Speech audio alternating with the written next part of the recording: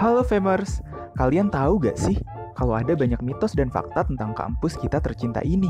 Mau tahu lebih lanjut? Yuk, simak video berikut. 1. Institut Perbankan Bogor. IPB memang sering dijuluki Institut Perbankan Bogor, tapi julukan tersebut benar gak ya? Berdasarkan survei yang dilakukan pada tahun 2015 kepada 4.927 mahasiswa, sebanyak 79,2% lulusan IPB bekerja sesuai dengan jurusan atau kompetensi yang mereka ambil. Hanya 19,31% yang tidak berkesesuaian dengan pekerjaan yang mereka ambil. Untuk di sektor pertanian, tingkat kesesuaian tertinggi terdapat di Fakultas Teknologi Pertanian. Sebanyak 87,36% lulusan FATETA bekerja di bidang teknologi pertanian dan penelitian untuk memajukan sektor pertanian di Indonesia. Lalu bagaimana dengan anggapan lulusan IPB terlalu banyak yang menjadi bangkir? Rektor IPB saat itu, Profesor Dr. Insinyur Heri Suhardianto mengatakan, dari hasil survei terakhir, hanya 9% alumni IPB berkiprah di perbankan. Hal ini diharapkan alumni yang di perbankan bisa membantu memajukan pertanian. Jadi tidak semua lulusan IPB lari ke bidang keuangan ya guys. Kita masih sangat bergerak di bidang pertanian kok. 2. Banyak uhti di IPB. Karena kategori uhti merupakan anggapan yang relatif, jadi hal ini bisa dibilang benar, bisa juga salah.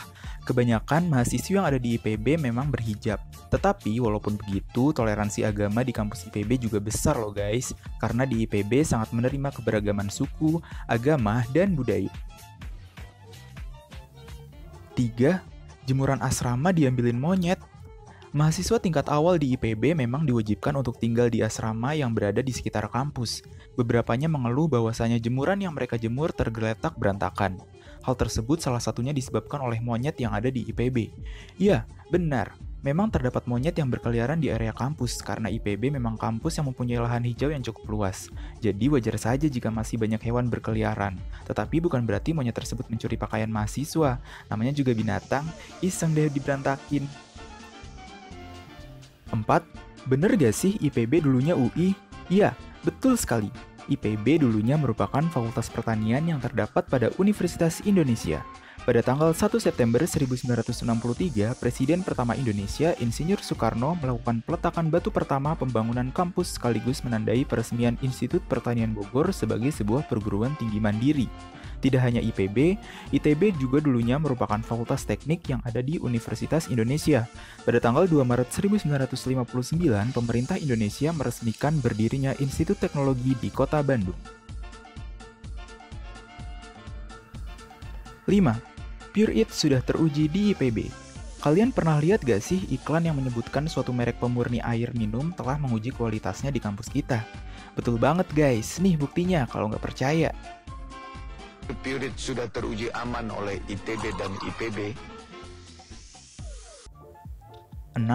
Asrama IPB kayak pesantren. Kalau ditanya apakah konsep asrama di IPB seperti pesantren, sebenarnya tidak juga teman-teman. Tetapi memang di asrama semua mahasiswa belajar lebih taat karena agenda asrama disusun sedemikian rupa sehingga mahasiswa baru beradaptasi menjadi muslim yang lebih taat daripada keadaan sewaktu masih di rumah atau kampung halaman. Tidak hanya yang beragama Islam, agama lain pun tentunya disesuaikan dengan kegiatan-kegiatan di asrama ini. Percaya deh, begitu lulus dari asrama pasti ada peningkatan kualitas dan kuantitas ibadah. Nah, jadi menurut kalian ini mitos atau fakta ya? 7. Bener gak sih semua fakultas di IPB pertanian banget? Ketika terjadi banyak konflik di atas lahan pertanian, harga produk pertanian meroket, dan berjuta masalah pertanian lainnya terjadi, banyak orang akan melirik anak IPB.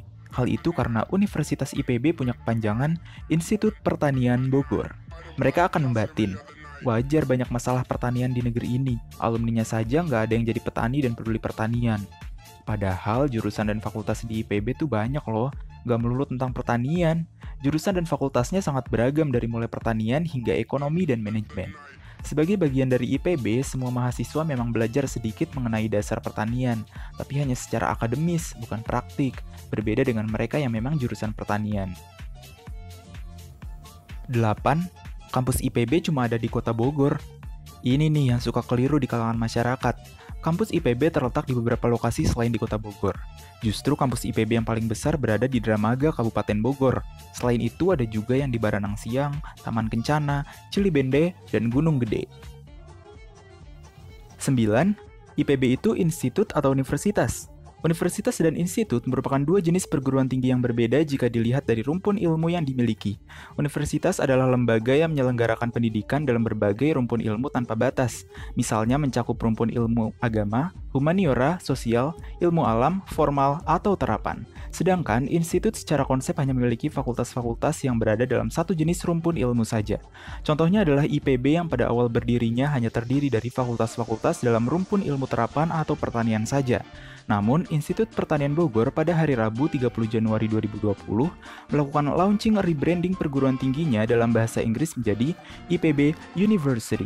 Predikat University dipilih karena IPB saat ini menawarkan program studi yang lebih luas, tidak hanya disiplin ilmu pertanian dan kelautan.